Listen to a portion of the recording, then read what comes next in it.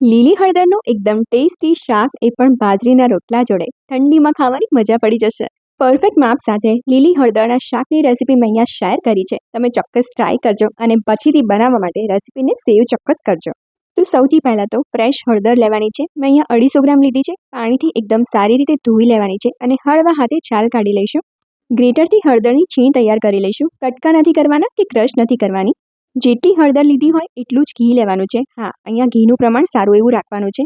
ઘીમાં હળદરનું છીણ ઉમેરીને હળદરની કચાશ દૂર થાય અથવા તો 5 થી 7 મિનિટ માટે મીડિયમ ફ્લેમ ઉપર સોતે કરી લેવાની છે. ત્યાર પછી એમાં સમારેલું લીલું લસણ ઉમેરવાનું છે. આમાં એક પણ વસ્તુ સ્કીપ નથી કરવાની. એને પણ 2 થી 3 મિનિટ માટે કૂક કરી લઈશું. આ શાકને મીડિયમ ટુ સ્લો ફ્લેમ ઉપર કૂક કરવાનું છે. આદુ, મરચાં અને લસણની પેસ્ટ ઉમેરીને 1 મિનિટ માટે સોતે કરી લઈશું.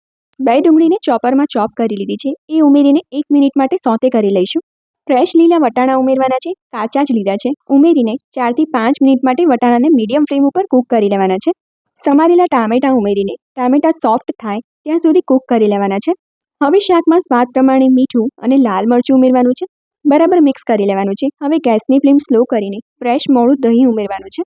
ફરીથી 2 થી 3 મિનિટ માટે શાકને કૂક કરીને સમારેલો ગોળ ઉમેરવાનો છે અને હવે શાકમાંથી ઘી છૂટું પડી જાય ત્યાં સુધી શાકને કૂક કરવાનું છે.